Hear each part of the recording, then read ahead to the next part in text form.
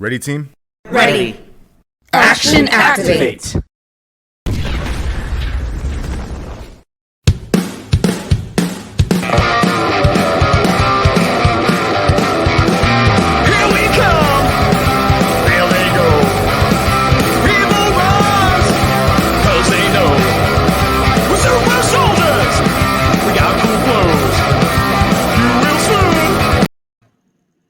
Hey everybody, I had the credits on. Big Dog left the room in the middle of the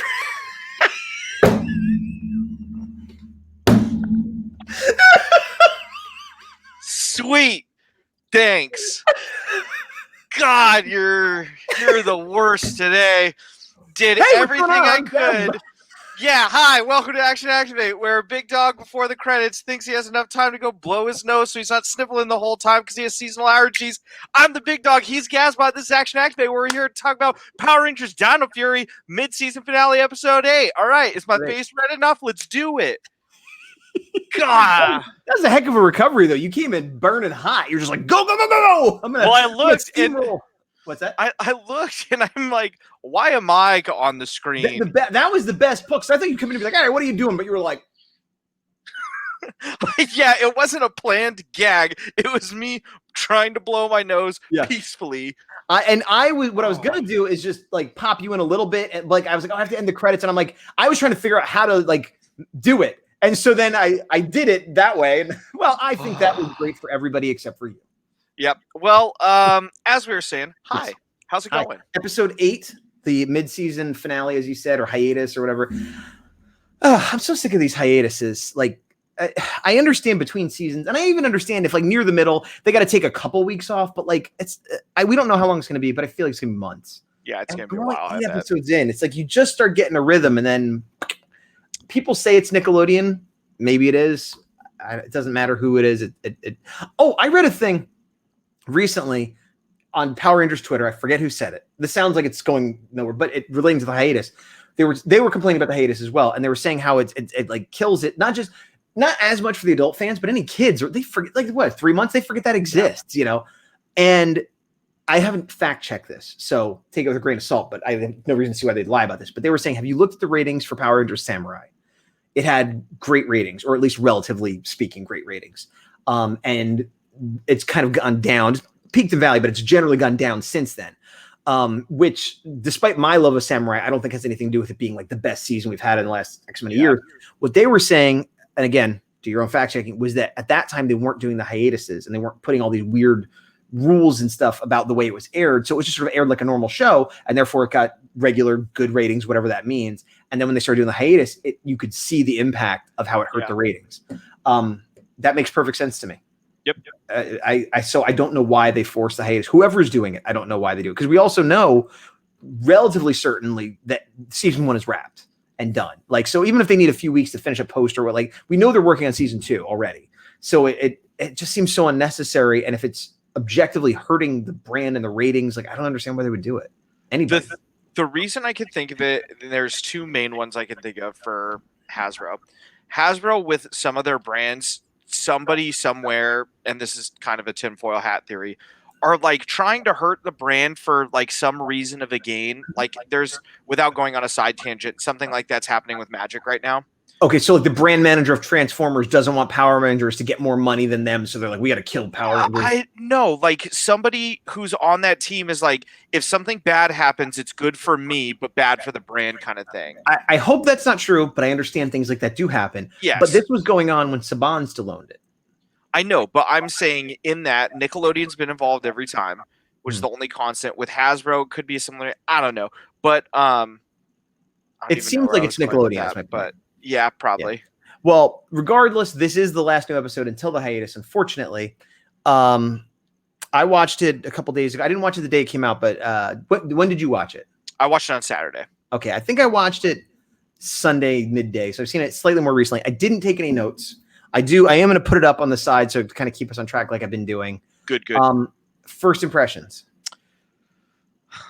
So, without saying anything particular about the episode, the last 2 reviews specifically, there was definitely some contention in the comments, specifically with me, where some people had said, and this is me not mad at anybody, by the way, let me start there.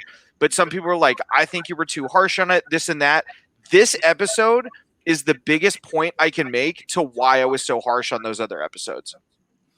Okay, I like, that's a good way of putting it. I thought I was caught up on the comments. I didn't see you having those arguments, I don't think, or maybe they weren't as bad as they weren't arguments, but like I really disliked the last 2 episodes. So did I. Remember how I was going off? Like, no, episode 6 I like despised, and you really didn't like 7. I more laughed in your kind of frustration, but 6 was my kind of hill where I was like, hey, here's my problems. Yeah. Okay. So I guess I saw it and it didn't seem as bad as what you're making out to be. But you're saying that because this one was better to some degree, that's why you're so hard on it. I will say, my feeling for this, it's so weird to call it a season since it's been 8 episodes, but is that it started off and kind of went up a little bit and then has been sliding down. But it bounced up with this one. It didn't like, oh, now it's the greatest show ever. But I was like, okay, like kind of what you're saying, like we were going in the wrong direction. This is a correction in the right direction, at least. The critiques I had for previous episodes in the season as a whole, so many parts of it were just like non-issues in this episode. Yeah. It boggled my mind. I had some nitpicks for sure, but overall I liked it.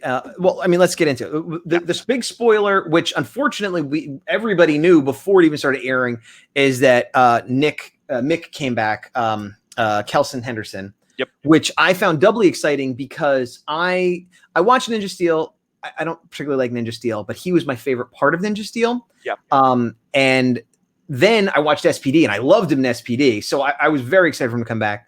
Unfortunately, we all knew that. It's a bummer, but that's the life we live in. I do like how this episode started with a Megazord fight. Same. It was breaking the formula, which they did in Beast Morphers, which they did in SPD. It was, I just like, okay, here's a monster of the week. They're finishing them off. I love it. And I like this formation too with the blue, the Tricera formation is kind of cool. Yes. Yeah. Everything about this was great, where it actually reminded me of the early comics from Boom, where it's just like, hey, first issue Megazord fight, what's going on? And it's like, I love when shows do that, where it's like, you already know the song and dance, let's get to the good stuff. And then love the design of this monster. I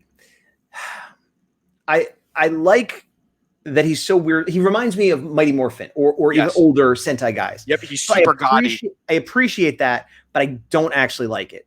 He's got like 3 mouths, and his like the bone things on his legs look like they don't fit right and they're kind of flopping around. So like I feel like he looked better on paper, maybe. Yes. Yeah, especially standing next to Void Knight and Mucus. I keep forgetting her name. It's Mucus, I believe right? so. Yeah, Mucus. Yeah, they have such tight designs that like it's weird because I'm a big werewolf fan, so like I should like it, but like I don't know. It just to me like, and this is actually I'm not going to phrase it that way because that sounds insulting. This is something where with a higher budget it would look phenomenal, but with what they did, I still really would it enjoy look more phenomenal. It would, yes, it would be more phenomenal. Love Void Knight. I really want him to get in the mix. I'm so excited for when he actually fights. Yeah, no, me too. But despite my misgivings about his design, I do like that. Just like we had this Megazord fight, it's like also starts off with like, oh, your Megazord is useless. Like, oh, okay, that's high stakes. This new monster that you just met is just like, burp, and he wasn't the one that they were fighting. He was just like on the side, like, oh, you beat them? Okay, well, that's bad. And he wasn't even huge. He was just normal size, and he went, and I take down your Zord. Bye. Yeah. So that was awesome. Really like how straight out of the gates the Rangers are like, this is a problem. How do we solve this? Check out the hook while the DJ revolves it. Ice Ice Baby. I don't know if I told you this, but we've been playing that in my house a lot lately. Really?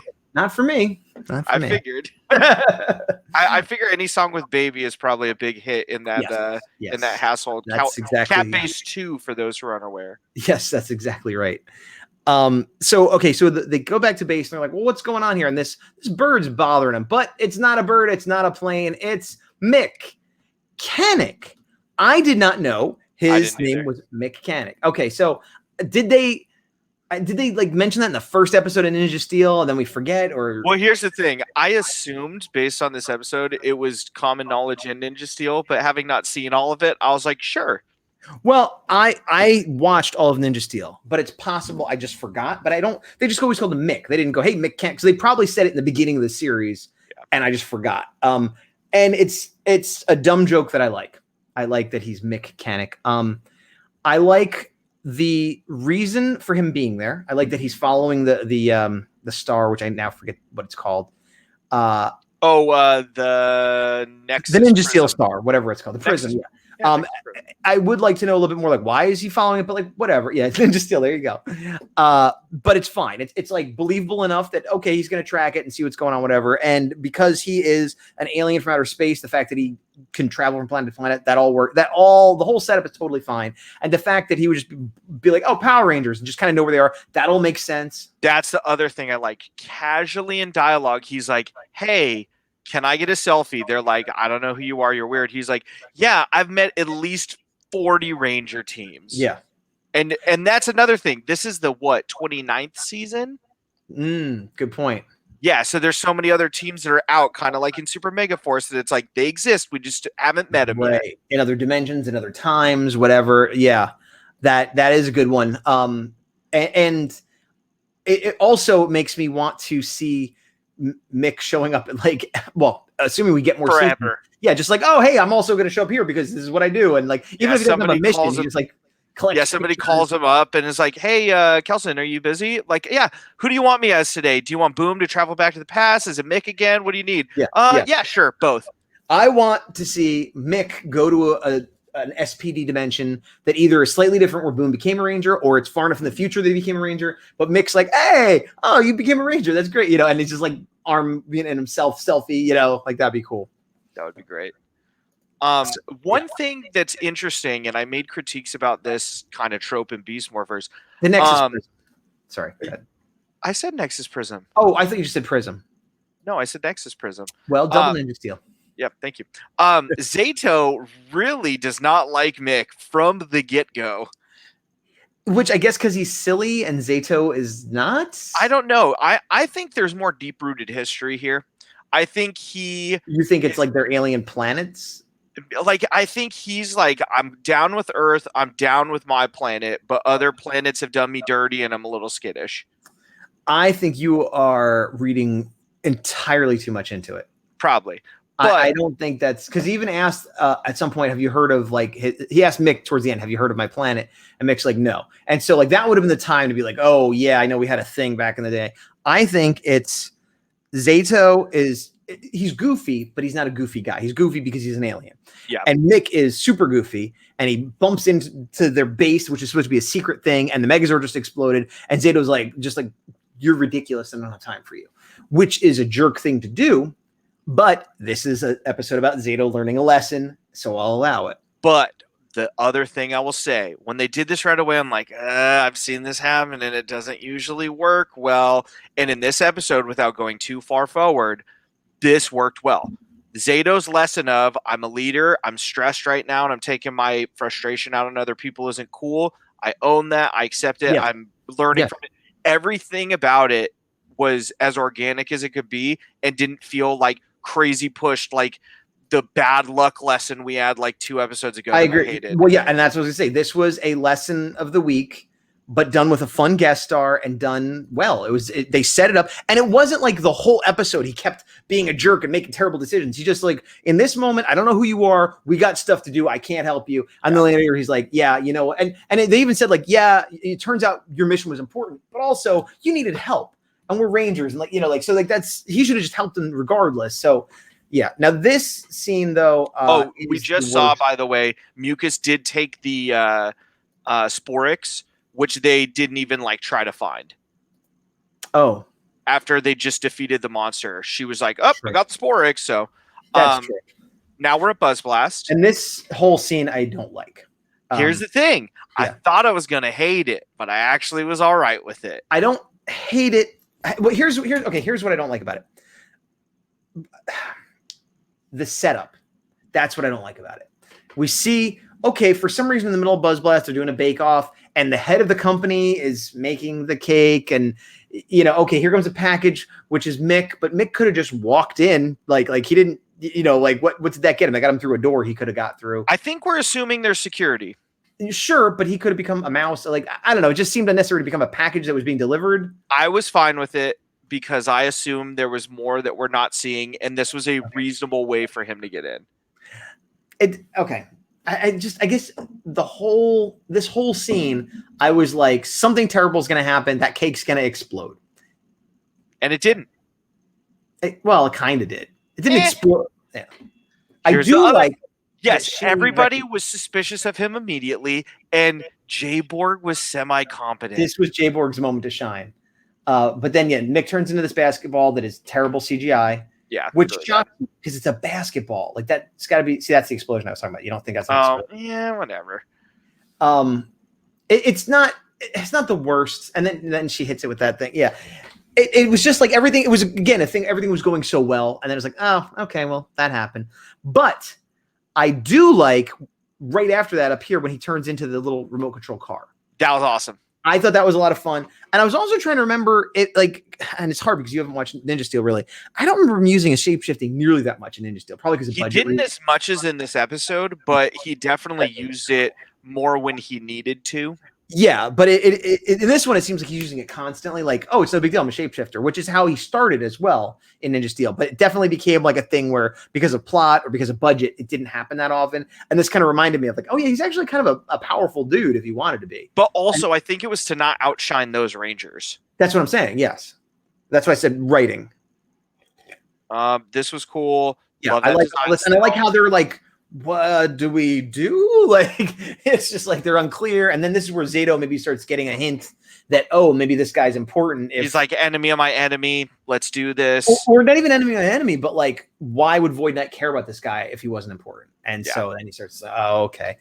And they get ready to morph. Oh, hold on. Dude, the full team morph this episode was just chef's kiss. Look at Green Izzy. Look at her hands. She's got like tiger claw hands.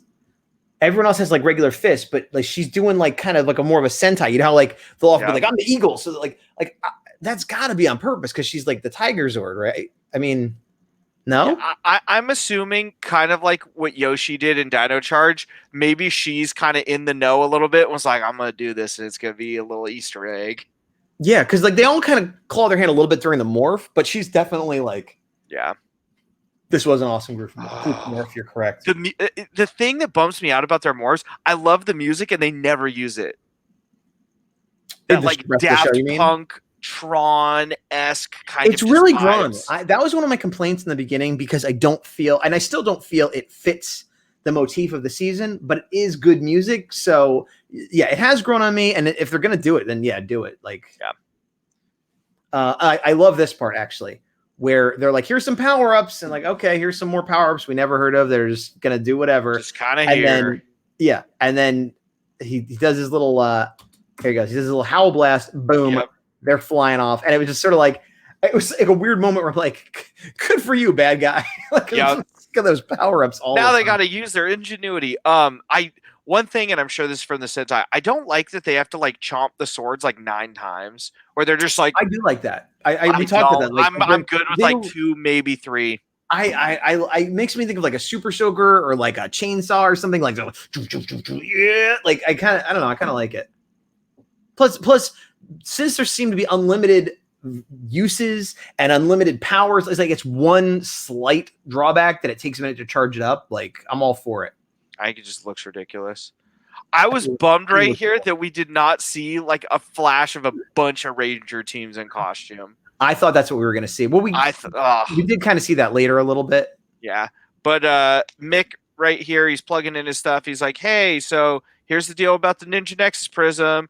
And it was made by the Morphin Masters, and we get more background on the Morphin Masters. Which is, again, where this episode, it was good, had a little bit of a dalliance with the goofiness, came back, like, and this is where it was like, oh. It was like, boom, hit you in the face with some great lore. Whoa, yeah, connecting this to things and maybe expanding upon it. Okay, I was in, and now I'm paying attention. Like, what is going on? They're like, everybody's connected at all times. Dig it. It's great. This is now get ready. This is like their game to lose because they've set this up.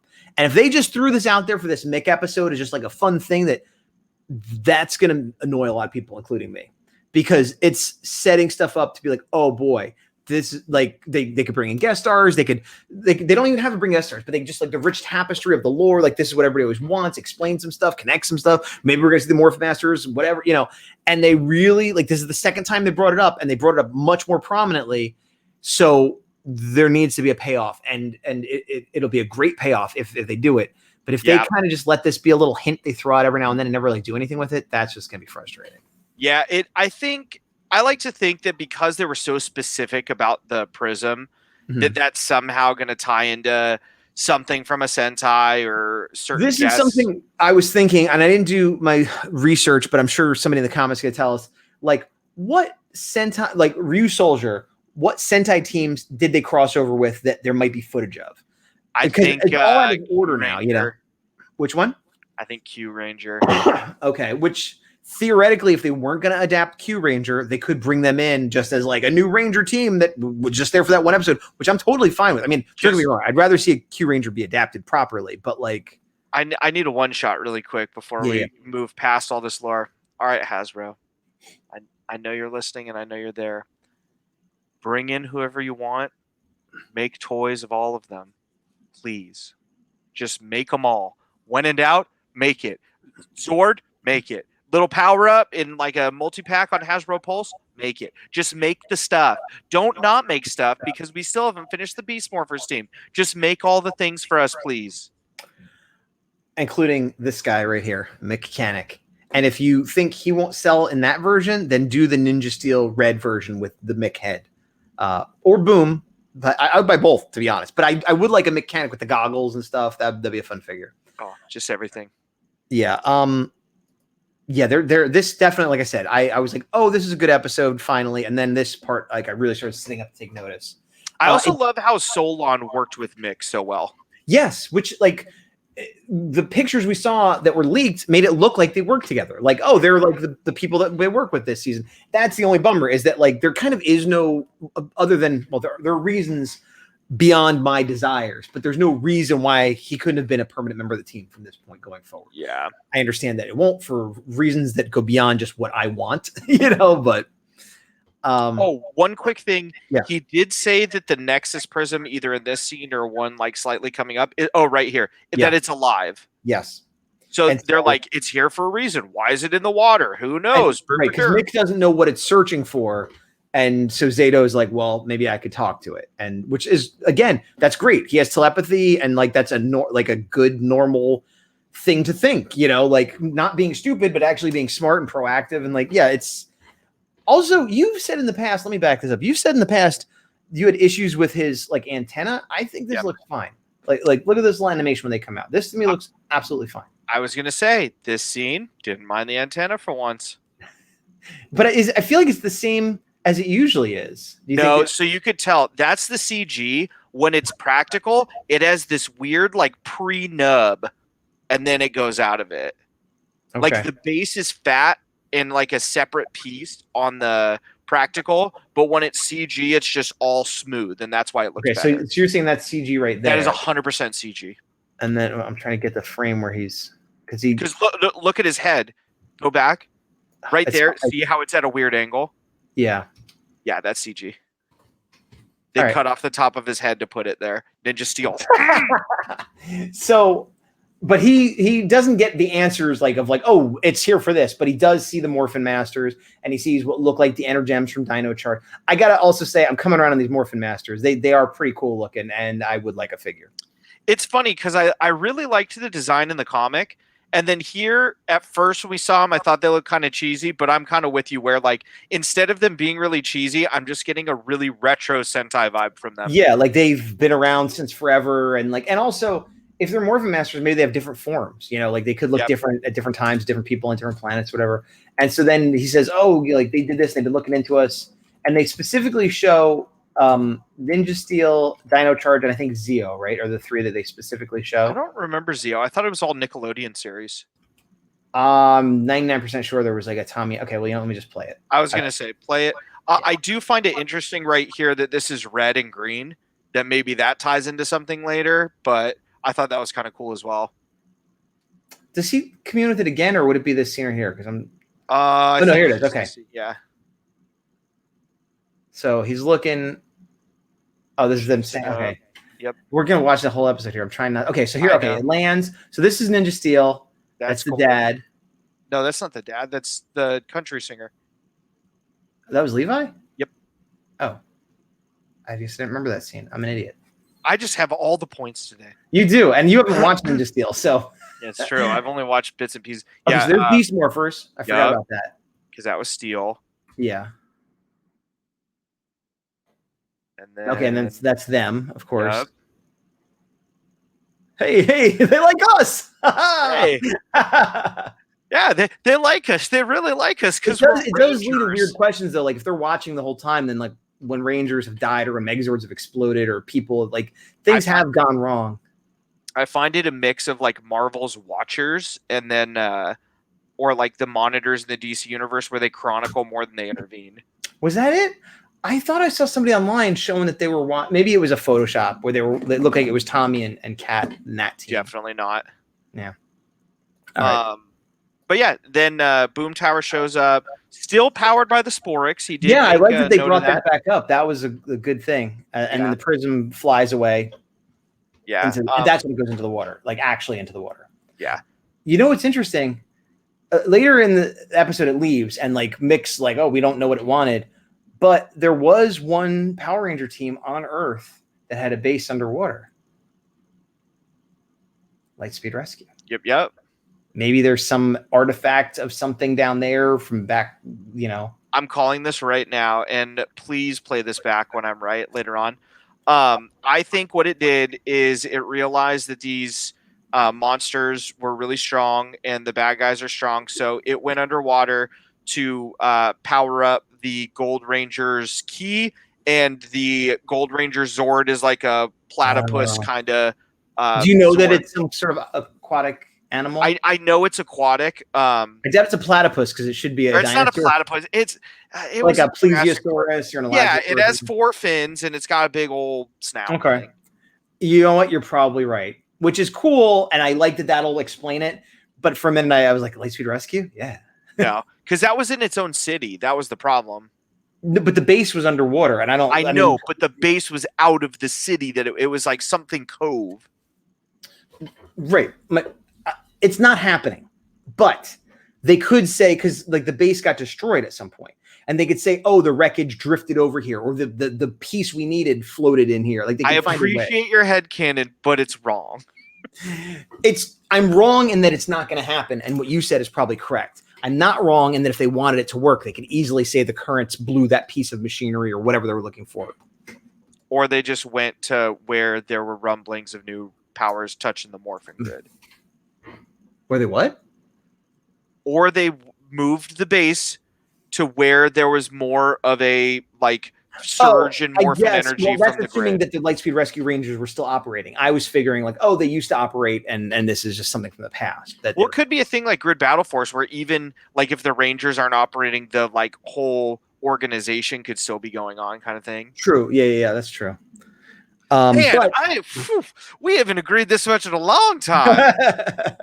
Oh, so Mick shows up and he throws this pill because he's an inventor, and that's fair. That he's like the Billy kind of thing going. Yeah, this is goofy. The fact that it's a don't howl pill or whatever he calls it is goofy. It is kind of funny that it gives him this high pitched voice. I'm okay with it.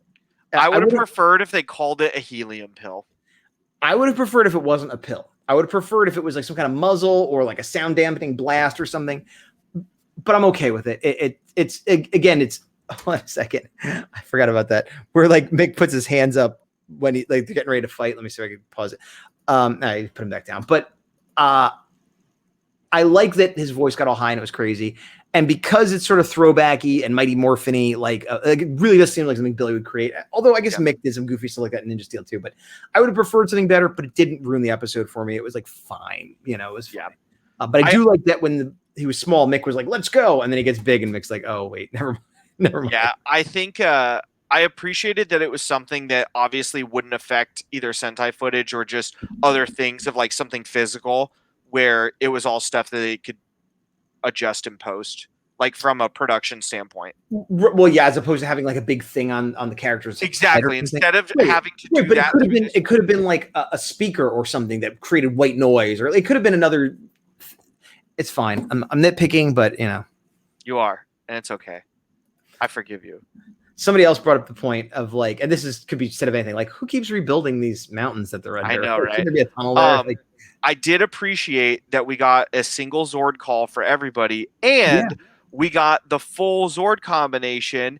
And if we're all nitpicking, the only thing I'm going to nitpick is you keep showing us that when everybody's in the cockpit, you could clearly rearrange those things so whoever's the pilot gets to be in front. Only nitpick I have. Yeah, agreed. Let the other Ranger shine, and that's coming from a Red Ranger enthusiast and apologist. Well, speaking of which, who's your favorite so far this season? We've both been kind of shifting around and flipping around. Honestly, Zayto's been the most consistent. Okay. I know he's not your favorite, but to me, like... I like him. Because as an adult, we talked about this in other episodes. I loved Andros as a kid, and the older I get, the more I realize how much of like sometimes a jerk he was. And Zayto is like fixed Andros. Zayto is fixed Andros. The thing is, I was never a big Andros fan to begin with because I was a big TJ fan, and I'm like, why is this guy the leader when TJ is such a better leader? No, and that's the thing. Yeah, there is no TJ this season, so it's fine. That's true. That is true. No, and I like Zayto, but. Yeah, Ollie was my early favorite, and he's just like just hasn't done much lately. Izzy, I don't even know if I could say I have a favorite, but like if I had to pick right now, I would say it's Izzy. But I think I'm going to be shifting a lot. I think Beast Morphers, I was like, I like Zoe, and that was it. And then Steel came along, I'm like, I like him too. But like, I guess it's a good thing that it's not so clear cut that like there are a couple characters I like, and but Izzy. After the last couple, I like Javi. I feel like he's not super fleshed out, and even if he is, I'd still pick Zayto over him. Amelia, so Javi's like your second choice? As of right now, it's kind of a toss-up between Javi and Izzy. That surprises me. Javi, through no fault of the actor, but like that music episode I disliked so much, it automatically put him at the bottom of my list. Well, here's the thing. Everything I disliked about that episode wasn't because of him. Yes. No, that's what I'm saying. Through no fault of the actor or whatever, but it was still an episode that was featuring him. It was like his episode, and I disliked it a lot. So, like, guilt by association, sort of, I love the way that shield formation is, by the way, with the head. And what do? We bring in the magical gold sword. What are we using it for? The magical sword strike. That works so much better.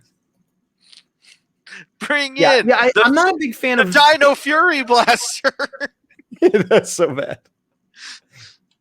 Oh, I love this part. I love this part so much. Oh, the lead. Me too. Don't forget. This was so anime. I'm like, is he really? He did. He did that. I'm not going to look behind the back stab. So good. So good. So non-traditional Zord fights is what we had this entire episode. Breaking up the formula is what we had this entire episode. Forgetting about Kelson Henderson, forgetting about the new lore, both good things.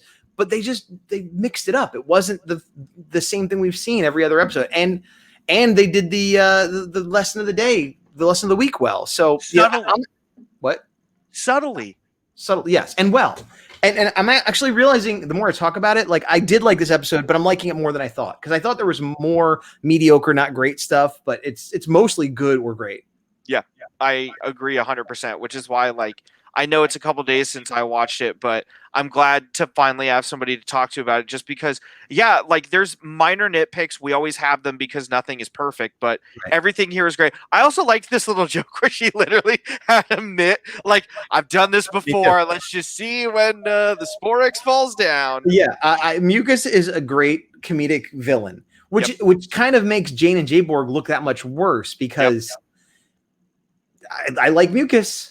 It's not that I'm against comedy, and I like when Zato is goofy. It's just I also really like the way Boom Tower does this power up. He did it before. This was another anime villain power up right here. Yeah, it's very cool. And I like that they didn't just clomp it up the way they did last time, but they knew it was coming. I don't understand why an aerial attack counters it exactly, but that's what they're going with. Science. Yeah. Okay. Headcanon. Got it. Yeah. So they know this giant blast is coming. And even if they block it, the residual could affect all the buildings and people around them, so they go up. So all of the blast is going upward. They divert it into nothing and then crash down and destroy In them. terms of saving civilians and property, I 100% am with you on that. That's a great headcanon. But the implication was that he's so powered up, they wouldn't be able to survive a hit. Aerial attack finishers are cooler than standing still finishers. That's all I got. I was thinking, isn't there something with like lightning where like if you're grounded, like if you're, I forget if it's safer to be in the air or on the ground. Never mind. I whatever. It's fine. It's fine. It was just funny that like we'll attack from the air. It's like, okay, I don't know why that makes a difference. Defenses have no meaning on a planet under the cape of Boom Tower's blast. But somebody in one of the comments, I had said last episode how it looked like Boom Tower was like dying for real, was going to be destroyed and gone. And then he was just like, oh, I'm back. I'm okay. And they said, like, according to the Sentai, we're going to see that a lot. Like, apparently, like, he always has these dramatic, like, seemingly final things. And then he comes back, which I don't, why would they do that? Like, it's going to, it takes away from, I guess, when he, because here again, I thought, like, okay, now he's really gone. Yeah. Spoilers, he wasn't. And so it's, but he did lose a Sporix. He did. And I like that Mucus got one, but then the Rangers got the other. Again, it's not like one side is shutting out the other side. So, yeah. Actually, Green, Izzy, boop, get out of here. Yeah, and I like the green versus green little thing here. And then it's like, all right, let's go. And she's like, and later. Yeah. It was good. Again, talking about this and kind of half rewatching it, I definitely like it better than I thought I did. And I already liked it, but it's better than I thought it was, I should say. Yeah, the thing about Boom Tower, by the way, is because he was built originally, I feel like that helps credence of him coming back and potentially having power-ups and whatever. If, like Robo, Roxy, and Blaze, he was destroyed and they rebuilt him and downloaded his personality, yes. But it seems like he gets big, they defeat him, and he just gets small and goes, oh, I'm going home. Like, it's like, what? Like, I don't know. And again, monsters have all kinds of crazy powers and stuff, so it's not like that can't happen. But it just seems like he's supposed to be a main character lieutenant, and there should be some gravitas to when he finally gets defeated the final time. Yeah. And both of these seemed like it just didn't seem like, oh, we beat him for now. Like, no, they really beat him. And it's like, oh, I don't know. It's a nitpick, but like the fact that it happened twice in a row and supposedly it's going to happen more. Forget about all that, though. We finally, I'm skipping ahead. He puts the Sporix in and brings the power back up, but it's not enough to where he needs it to be. And we find out what's in the secret room. We find out what's in the secret room, which is why he needs so much power and whatever. And that is another piece of like the other lore stuff. They may or may not follow up in a way I like, but this is clearly, well, this is the whole point of this character. This is going to be followed up on, and I dig it. And then, Mucus is like, fair enough. He definitely needs some alone time. Again, a good line. She's a funny character. Now, at this point, what did you think he was going to, well, there it is. What did you think he was going to see in there? Either a new form that he was trying to like resurrect, a big boss that he's working for that he needs to power up to bring back to life. Something along those lines. Didn't expect this kind of Mr. Freeze kind of twist. Me neither. That's exactly what I said. Yeah. I was hoping it was going to be the park ranger, like where he, like to make that whole theory work out. But as soon as he started saying like, I'm sorry, I'm like, I had the same thought as you, that it was like a big boss that he's like, I'm sorry, my master, I have to get more power or whatever. Also did not expect this again, Mr. Freeze thing. And then it's like opens all kinds of doors. Like, okay, well, we get the idea that he was a ranger and he's turned evil. This is why, for love, something horrible happened. And he's like, I'm going to go against the ranger code to try to save her or whatever. Yep. It's a great cliffhanger. It's a great cliffhanger, especially for a hiatus. A lot of people, we can sit around and speculate. Now, it looks like there's a tag on her. I haven't tried to read it. I don't know if anybody figured this out, but did you notice? I haven't either. Like, I don't even know if it says anything or it's just numbers. It might just be numbers, but I didn't know if there was just noticed it when you pointed it out. Gotcha. I also at first thought she had antenna, so she was like the same race as Zato. Oh, I didn't.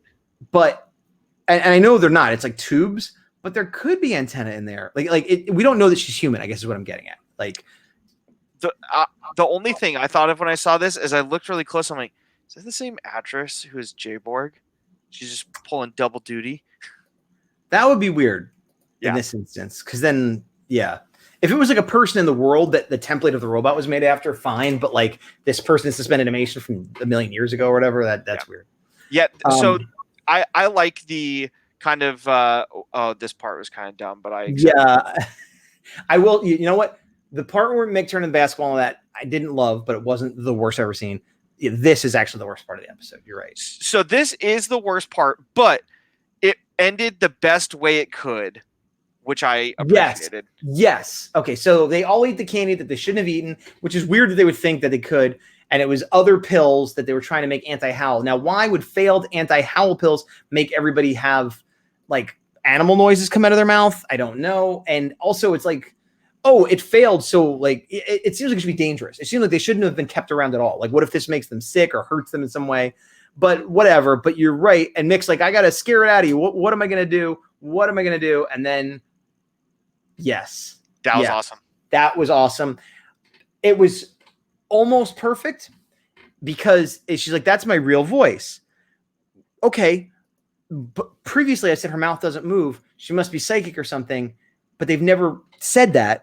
So she should have said, that's my real voice. And then could have followed up with like, you're just hearing a projector from my mind. Or they could say like, that was the perfect opportunity. Like, oh, that's awesome. This is why she doesn't speak. She's got this crazy loud voice. Why would she use that around people that would, but like, it was so good, but it missed that extra chance to make it like that. Didn't even bother me a little bit. The only thing I was thinking was, I'm so like, as that scene started, I instantly got deja vu, and we talked about this. I think it was from one of the crossover episodes of Ninja Steel, where Monty and the other guy ate like something blueberry. Oh yeah, and they got really big, and everybody's like, ha ha ha! And I was like, oh god, is something terrible going to happen like this? And it was just like, no, it distorted your voice. It wasn't meant to kill you. It was just meant to distort your voice. And like, those were untested, which is why we don't know if something bad will happen. But like, I didn't make them lethal, and then it just like scared it, and then it was fine, and we got to see Zolan be kind of that thing where it's like, I'm a mentor and I'm an assistant here to help, but when push comes to shove, I am Master Splinter and like I'm ready to roll kind of thing. So yeah, Master Splinter. So overall, before we go into kind of our ratings, I want to make a note right here. Zato formally apologizes to Mick before he leaves. Mick, super cool guy about it. We get to see Solon have some very organic character development. We get a J-Borg scene that doesn't make me want to hurl. We get more lore in this episode for Rangers and how they're all connected. We get more Morphin Masters. We get not one, but two Zord fights that are non-traditional and look great. We get a full Megazord formation of the whole team. We get a full team morph, and we have humor that doesn't make me cringe. Why can't you do this all the time? Did you mention Void Knight's motivation too? And we learned more about Void Knight, and it was cool. The space taxi, I could take or leave, whatever. I like the space taxi. But this is what I'm talking about. You showed that you can do this and not make it terrible. You can appeal to adults and kids and not make it terrible. Why are there so many times where it's terrible? Even the bad jokes that I didn't like were not that bad, and they weren't huge. So hopefully this is them turning a corner. Hopefully this is the new normal. Beast Morphers did start off with some clunkers, and so this is the thing. This is why I get so passionate about this. Is the bad ones I have to call out for being bad because I can't try to pass them. I think it's hilarious that you're getting all this flack when in last episode I was like, this is terrible and stupid and blah, blah, blah, blah, and yet you're the one getting like flack. Like, no, and that's the thing. Everybody can like their episodes and that's fine. But for me, if it's bad, I'm going to say it's bad and I'm not going to sugarcoat it. But when it's good, I will push it up. I will be its #1 fan. I will be that soccer mom. I want it to be good and for you to know the difference between the two. And for me, myself. What is the rating? What are you giving it? I'm giving this an A-. Yeah, I'll go A-. I think that's fair.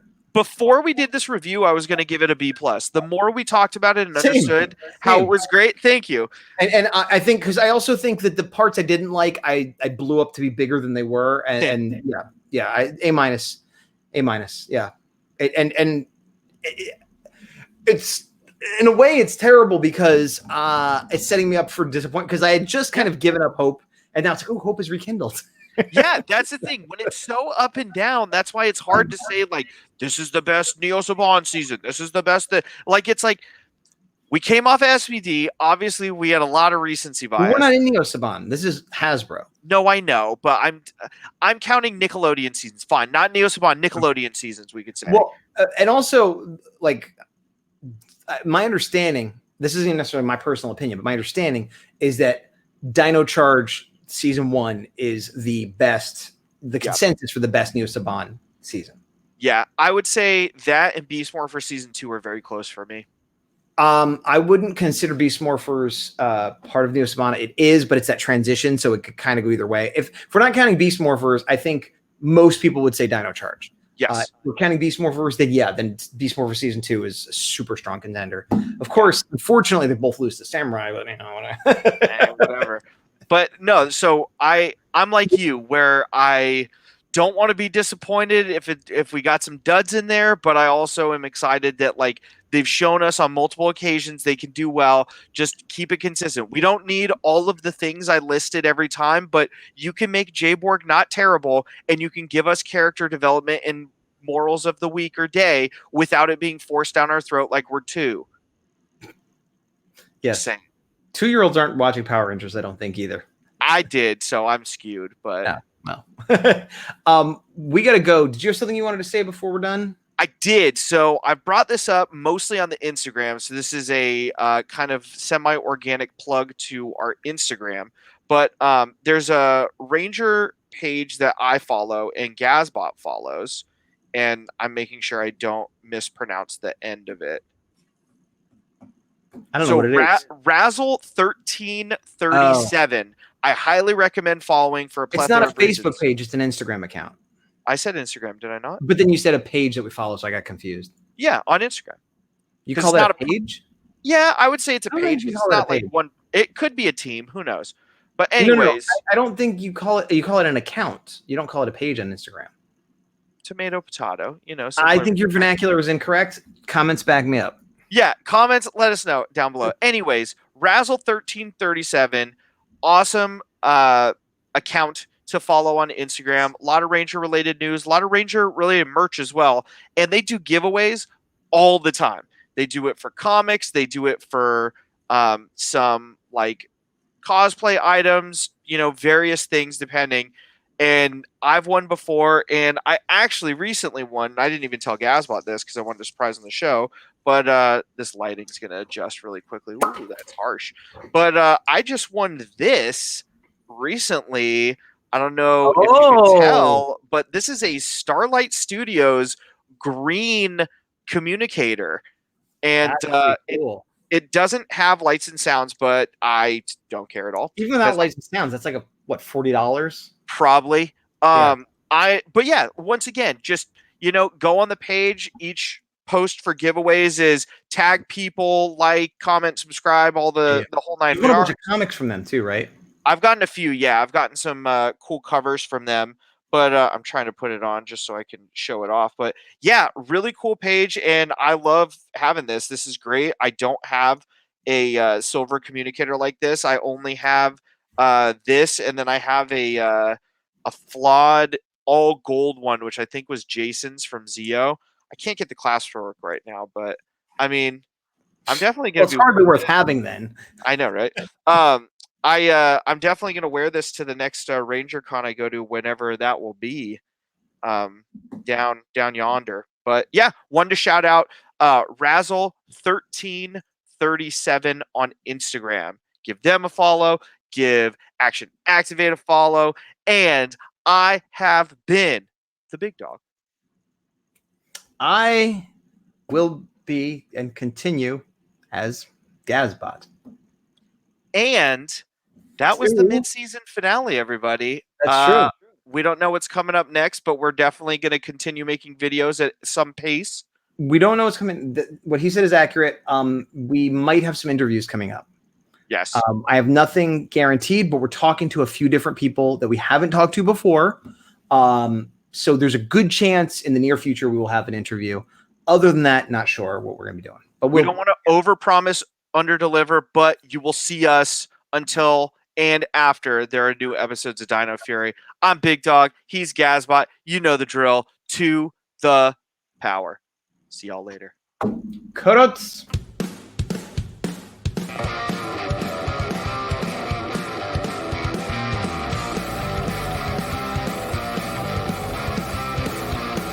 Should I do an ASMR of me blowing my nose again?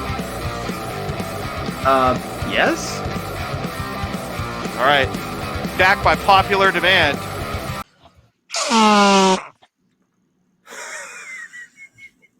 You're just the editing here is just phenomenal. I really didn't think you were going to do that again.